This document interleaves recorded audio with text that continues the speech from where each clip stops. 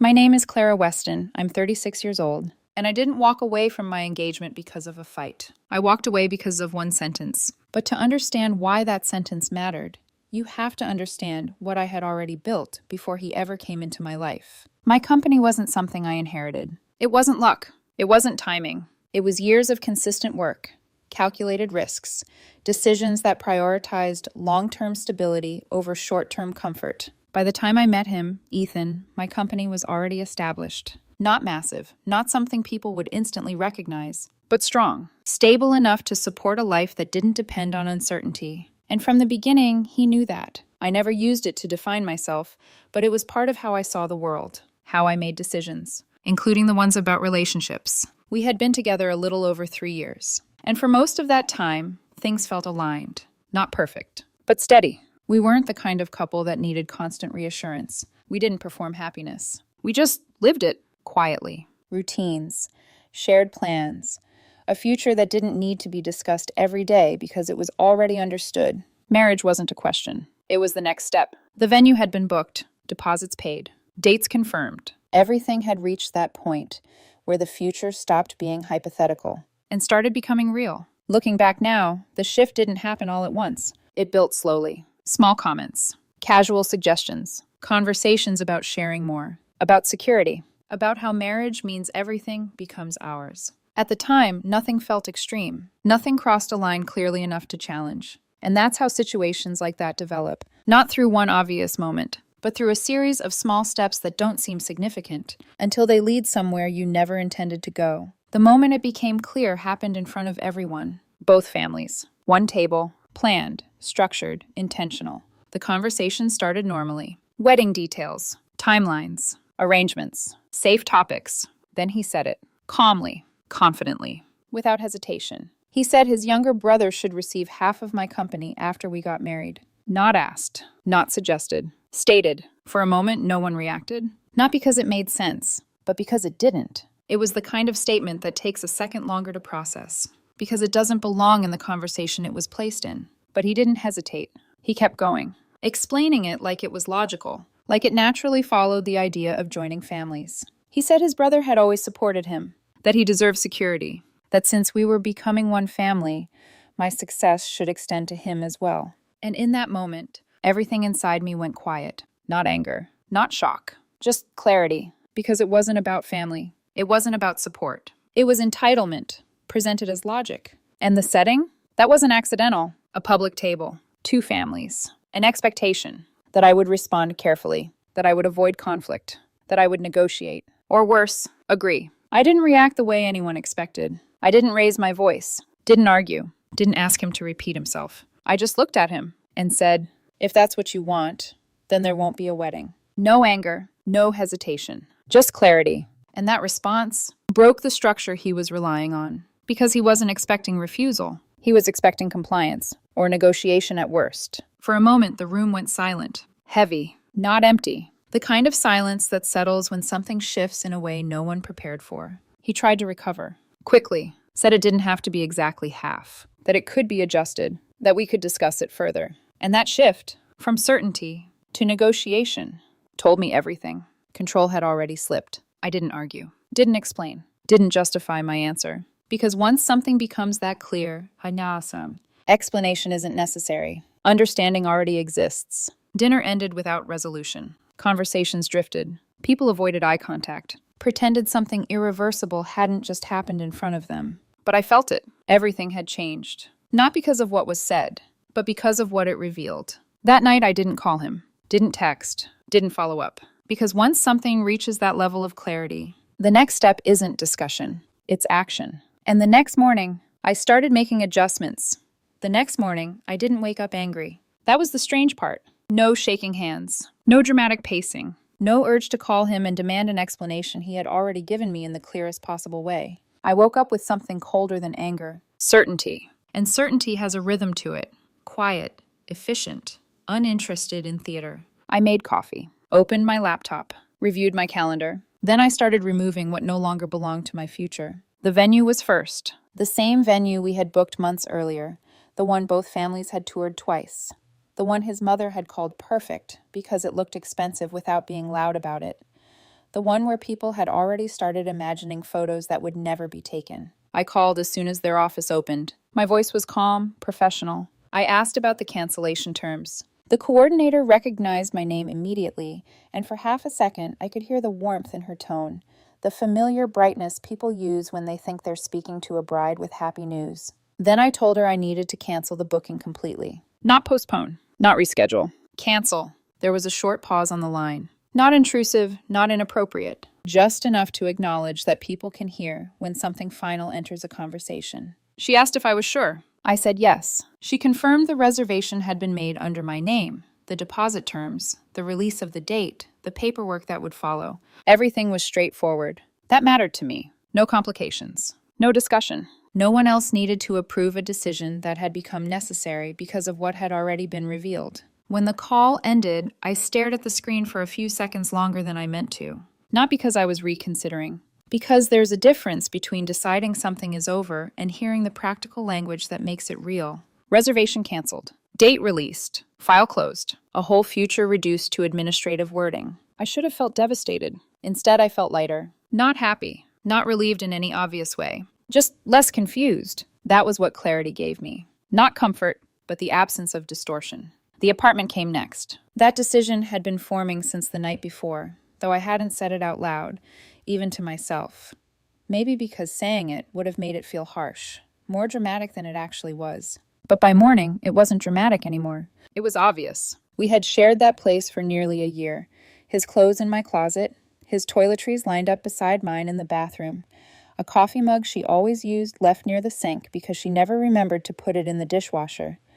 Tiny domestic details that used to feel intimate and harmless suddenly looked different to me. Not painful. Exposed. Because once trust shifts, even ordinary objects start to feel like evidence. I called a locksmith before noon. I didn't make it emotional. I didn't tell a story. I simply asked how soon someone could come out and change the locks.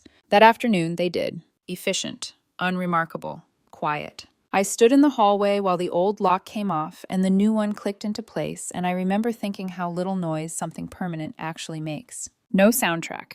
No confrontation. Just a door becoming unavailable to the wrong person. I didn't text him to warn him. I didn't send some theatrical message announcing what I had done. Because none of this was retaliation. That's what people misunderstand about decisions like that. They assume silence means cruelty. That calm means manipulation. But I wasn't trying to scare him. I was trying to prevent the kind of blur that lets people walk back into your life through confusion and unfinished sentences. He had made his expectations clear. I was making mine visible through structure. After that, I started separating everything else. Not all at once. Not with dramatic piles thrown into boxes in a rage-fueled montage. I moved through the apartment slowly, methodically. The cufflinks I bought him last Christmas. The charger he always forgot and then swore someone else had moved. The stack of mail with his name on it. A dark wool coat still hanging by the entryway from a colder week that suddenly felt like it had happened in another lifetime. I set his things aside carefully, almost politely. And that, more than anything, unsettled me. Because if I had been sobbing, maybe it would have felt like heartbreak. If I had been screaming, maybe it would have felt like betrayal.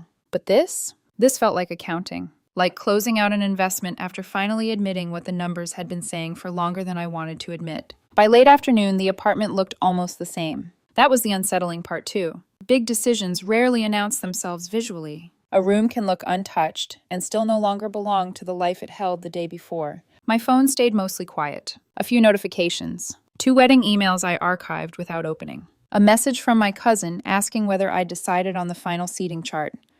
I stared at it for a second, then locked my screen without replying. I still hadn't heard from him. Not that morning. Not at lunch. Not through the afternoon.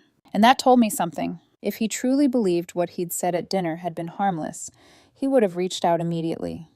He would have softened it, reframed it, blamed timing, alcohol, stress, anything. But silence can reveal just as much as words. Maybe he assumed I needed time. Maybe he thought I would cool down. Maybe he believed the public nature of that dinner had protected him, that once a future is far enough along, venue booked, deposits paid, families invested, walking away becomes too inconvenient to be real. That's the trap, isn't it? People mistake momentum for commitment. They think the weight of existing plans can force you to ignore what those plans are built on. But by then, I already understood something he didn't. A wedding is expensive to cancel. A marriage built on entitlement costs far more. Just before 5, I sat down at the kitchen counter with my laptop open and reviewed every remaining shared expense: vendor balances, pending appointments, contact names, outstanding confirmations. It wasn't emotional work. That was probably why I was so good at it. Emotion clouds. Structure clarifies. I made notes, canceled what I could, flagged what still needed follow-up. And for one brief second, just one, I thought about the version of me from 6 months earlier. The woman tasting cake samples and comparing invitation paper, believing she was building something permanent with a man who understood partnership. I didn't miss her exactly, but I felt sorry for how hard she had been trying to interpret things generously. Because generosity, in the wrong hands, becomes a resource people quietly learn to use. By evening, everything that needed to be done for that day had been done. The venue was gone. The locks were changed. His things were separated. The first layer of the future he thought was guaranteed had already been removed. And still I said nothing. No warning, no accusation, no speech about betrayal. Because once something is that clear, action says more than any confrontation ever could. I had spent years building a life by making decisions early, before risk had time to grow teeth. This was no different. The only difference was that this time, the threat had been sitting across from me at dinner, smiling while he explained why my work should belong to his family. That night, I slept better than I expected. Not peacefully, but cleanly. No debate, no mental rehearsals, no imaginary conversations where I explained my side better and somehow changed what had already been revealed. I was past that. Discussion belongs to uncertainty, and I wasn't uncertain anymore. By the time he found out what I'd done, the first door had already closed. He didn't find out all at once. That was the part I understood before it even happened. When something is removed quietly, without announcement, without confrontation, it doesn't hit like a single impact. It fractures, piece by piece. The first crack came that afternoon. He called the venue, not because anything felt wrong, because in his mind nothing had changed. The wedding still existed. The plans were still intact. What happened at dinner was just a conversation, unresolved, maybe tense, but still within reach of negotiation. From his perspective, the structure was still there. It just needed adjusting. But structures don't collapse loudly when you remove them properly. They disappear. The coordinator told him the booking was no longer active. Canceled. Not postponed. Not under review. Gone. At first, he didn't understand. Of course he didn't. He asked again. Different wording. Same question. Like the outcome might change if he phrased it correctly. There must be a mistake. A system error. A confusion between dates or names. But the answer stayed the same. The reservation had been released. Final. And that's the moment confusion starts turning into something sharper. Because there's a difference between something that can still be discussed and something that has already been decided. My phone rang a few minutes later. I watched it light up on the counter. His name. I let it ring once, twice, 3 times. Not to create tension. Not to punish him. I just wasn't waiting for it. When I picked up, his voice wasn't calm. Not structured. Not controlled. There was urgency there now. A tight edge underneath it. Why is the venue canceled? Not did you cancel it. Not what happened. Why? That distinction mattered, because it meant he already knew. He just didn't understand it. It's not canceled, I said evenly. It's just not happening. There was a pause, longer than anything in that conversation. And in that silence, everything he hadn't processed at dinner started catching up to him. You can't just do that. There it was. Not confusion. Expectation. Because in his mind, even after what he said, the structure still belonged to both of us. I already did. No explanation. No elaboration. Just fact. His tone shifted again. Faster this time. More defensive. We didn't agree on anything. That was just a conversation. You don't make decisions like this without talking to me. I almost smiled. Not because it was funny, because it was precise. The same person who had publicly decided the future of my company, without asking, was now questioning why I didn't include him in a decision that followed directly from that moment. I listened to you, I said. Then I made mine. Silence. Not empty. Compressed. Like something tightening under pressure. You're overreacting, he said finally. You're blowing this out of proportion. It wasn't even about ownership like that. You took it too literally. That's always the second step. Reframe. Reduce. Make it sound smaller than it was. Make you question whether your reaction is the real problem. But clarity doesn't negotiate with revision. You said half, I replied. Another pause. Shorter this time. Sharper. That's not what I meant. It's exactly what you said. His breathing changed slightly on the other end. Faster. Less controlled. Because now the conversation wasn't about fixing something. It was about losing control of it. You didn't even give me a chance to explain, he said. And that, more than anything else, told me he still didn't understand. Explanation only matters when something is unclear. Nothing about that dinner had been unclear. I didn't need one. There was a shift after that. Subtle, but final. Because up until that moment, he still believed this could be pulled back. Adjusted. Managed. Now he was starting to realize it couldn't. This is our wedding, he said, slower now. You don't just end it like that. There it was again. That word. Our. As if the structure still existed. As if what he said hadn't already broken it. It was, I said. Past tense. Simple. Irreversible. He didn't respond immediately. And in that silence, something collapsed. Not loudly. Not dramatically. Just internally. Because for the first time, he wasn't speaking from certainty anymore. He was reacting. You're really going to throw everything away over this? He asked. And that question was the clearest thing he had said since the night before. No, I replied. I'm avoiding exactly what this would have become. That was the moment. The exact moment. When he understood. Not emotionally. Not fully. But enough that this wasn't a negotiation anymore. It was a conclusion. The call ended shortly after that. Not with resolution. Not with agreement. Just an absence of anything left to say. But it didn't stop with him. It never does. Because situations like that don't stay contained once other people feel entitled to the outcome. The first message came 20 minutes later. His mother. Then his father. Then his brother. And I knew before I even picked up the phone, the next phase had already started.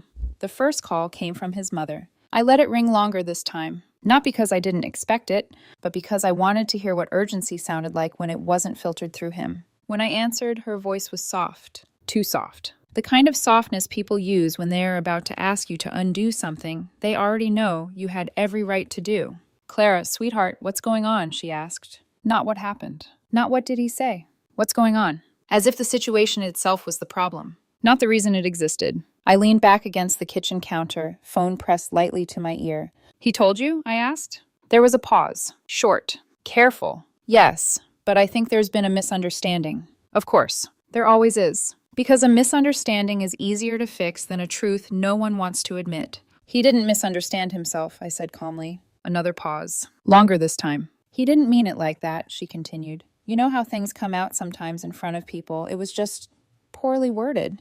Poorly worded. Not inappropriate. Not unacceptable. Just phrased wrong. I didn't interrupt her. I let her keep talking. Because people reveal more when you don't rush to correct them. He's under a lot of pressure, she added. The wedding, the expectations, trying to make everyone feel included. Everyone. That word again. Expanding responsibility until it becomes obligation. And giving half of my company to his brother makes everyone feel included? I asked. Her voice faltered. Just for a second. That's not what we're saying. It's exactly what was said. Silence. Because there's no softer version of that sentence once it's placed clearly in the open. You're taking this too seriously, she said finally. And there it was. The pivot. Minimize the request. Maximize the reaction. Make the boundary look like the problem. I'm taking it exactly as seriously as it was presented, I replied. She exhaled. Slow. Controlled. Switching strategies. Clara, families share things.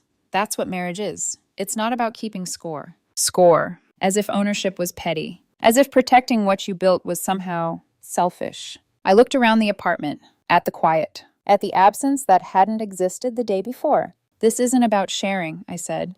It's about deciding what belongs to someone else without asking. She didn't respond immediately, because now the conversation had moved somewhere she couldn't soften. Just talk to him, she said after a moment. Sit down. Work it out.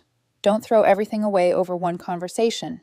That sentence again. Throw everything away. As if I was the one removing something. As if the structure hadn't already been broken before I said a word. I already talked to him, I said, at dinner. And that was the end of that call. Not because she agreed. Because she didn't, but because she had run out of ways to reframe something that wouldn't bend. The next call came from his father. Different tone, less emotional, more controlled. Clara, he said, skipping any softness, I think this has gone further than it needed to. Of course he did, because from his perspective, escalation isn't defined by what's said. It's defined by who refuses to accept it. He made a suggestion, he continued. It wasn't a demand. I almost laughed. Not out loud. Just internally. Because the difference between a suggestion and a demand disappears the moment it's presented publicly with expectation attached. He didn't ask, I said. He stated.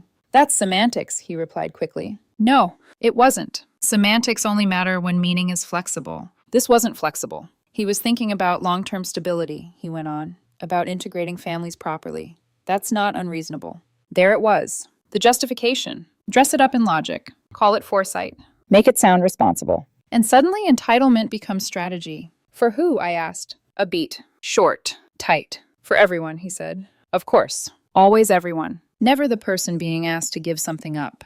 You're making a permanent decision over something that could have been discussed, he added. And there it was again. That assumption. That I hadn't thought it through. That I reacted too quickly. That if I just slowed down, I would come back. I did discuss it, I said, by ending it. Silence. Not confusion. Resistance. You're being extreme, he said. No, I replied. I'm being precise. That ended that call. Not cleanly. Not politely. Just finished. The last call came from his brother. I almost didn't answer. But curiosity has a way of pulling you toward the one voice that hasn't tried to hide its position. When I picked up, he didn't waste time. You could have handled that better. No greeting. No concern. Just assessment.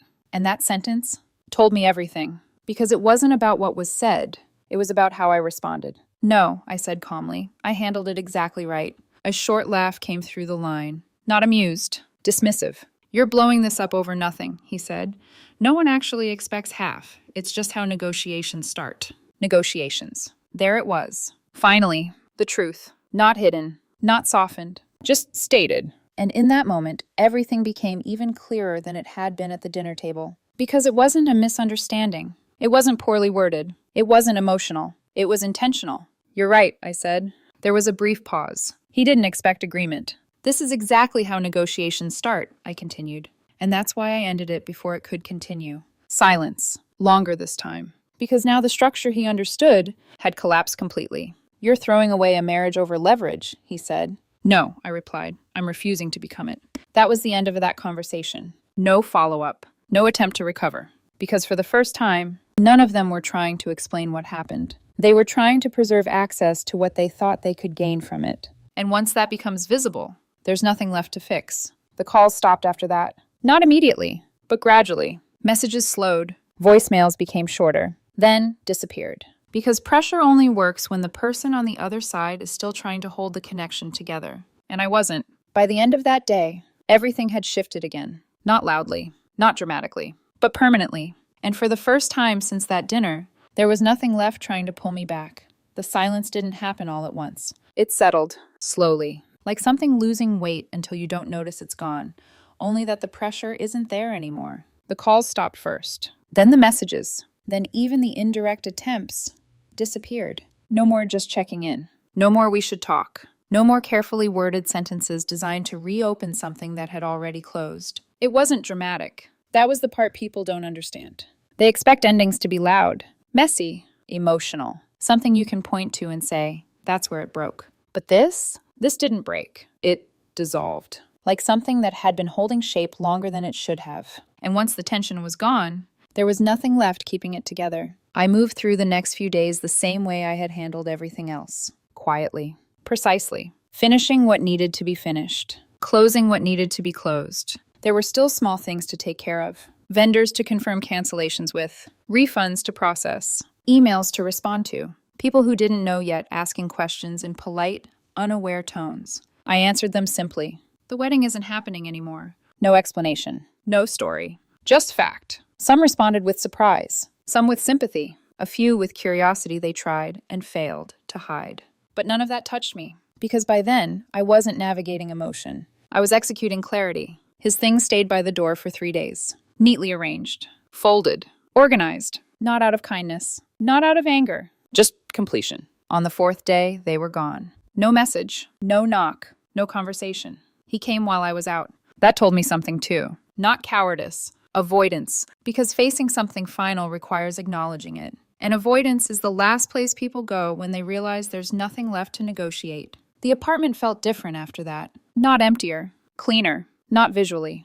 But structurally. Like something had been removed that was quietly misaligned, and now everything else could settle into place properly. I stood in the living room that night, looking at the same furniture, the same walls, the same light coming through the windows, and realized something I hadn't fully admitted before. It didn't start at that dinner. That was just where it became visible. But the pattern? That had been there. In the small comments. The casual assumptions. The way certain ideas were introduced as if they were already agreed upon. I had noticed them. I just hadn't named them. Because naming something changes what you have to do about it. And for a long time, it was easier to interpret things generously, to assume good intent, to believe that alignment meant understanding. But alignment without boundaries is just agreement waiting to be taken advantage of. That realization didn't hurt. That's what surprised me. It clarified. It reorganized things in a way that made the past make more sense than the future I thought I was building. By the end of the week, everything had settled. No more loose ends, no unfinished conversations, no lingering expectations. Just separation. Clean, complete, final. People think closure comes from conversations, from explanations, from hearing the right words at the right time. But closure doesn't come from someone else understanding you. It comes from you understanding what you're no longer willing to accept. And once that line is clear, there's nothing left to wait for. I didn't check his social media, didn't ask mutual friends how he was doing, didn't look for signs that he regretted it, because none of that would change what had already been revealed. And regret, if it existed, would only mean he finally understood something too late to matter. Life didn't pause. It adjusted. My mornings stayed structured. My work continued exactly where it had been. Meetings, decisions, deadlines, the same rhythm, just without the quiet distortion that had been building underneath it. And that was the difference. Not loss. Absence of noise. By the time 2 weeks had passed, it didn't feel recent anymore. It felt resolved. Not emotionally, but logically. Like a problem that had already been solved, even if the solution wasn't what anyone expected at the beginning. And that's when I realized something else. Walking away didn't feel like losing something. It felt like refusing to mislabel it. 2 months later, everything feels quieter.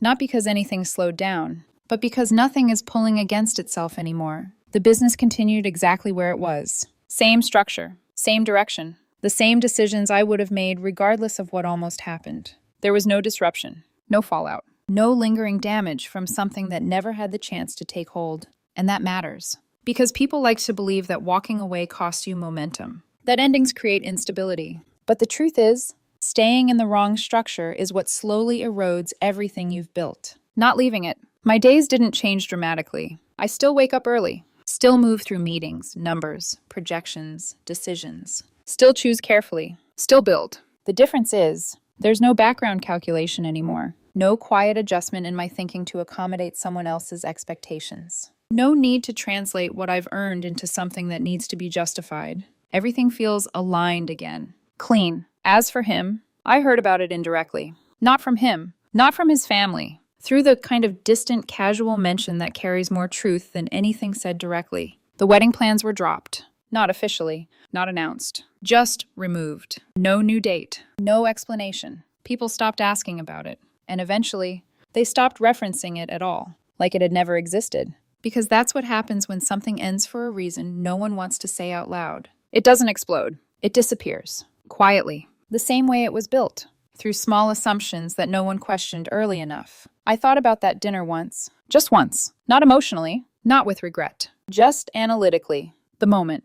The sentence. The way it was delivered. And more importantly, the expectation behind it. That I would agree. Or negotiate. Or hesitate long enough for pressure to do the rest. That's how control works. Not through force. Through assumption. Through the belief that attachment will make you flexible. That investment will make you compliant. That once something feels close enough to permanent, you won't risk losing it. But that only works if you're still deciding from attachment, not clarity. And that's the part most people don't understand. Clarity doesn't argue. It doesn't defend itself. It doesn't need to be explained. It just removes what doesn't belong. Immediately. Completely. Without asking for permission. I don't hate him. That would require emotional investment I don't have anymore. I don't even think about him often. Because once something is fully understood, it stops taking up space. What stayed with me wasn't him. It was the pattern. The way something can feel stable while quietly shifting underneath you. The way small concessions can accumulate into expectations. The way entitlement doesn't appear all at once. It introduces itself slowly until it believes it no longer needs to hide. And most importantly, how quickly it disappears when it meets a boundary it didn't expect. If I had argued that night, it would have become a discussion. If I had explained, it would have become a negotiation. If I had hesitated, it would have become a process. But I didn't. And because of that, it became an ending. Clean, immediate, final. People ask sometimes, not directly, but in the careful way people do, whether I regret it, whether I think I acted too quickly, whether something that big deserved more time, more conversation, more effort. I don't answer them the way they expect, because they're asking from a place that assumes something valuable was lost. But the truth is simple. Nothing valuable was taken from me. I saw it before it had the chance to become something harder to leave. And I chose not to stay. Because once someone tries to use pressure to shape your decisions, they're not asking for partnership. They're testing control. And control only works if you agree to give it. I didn't.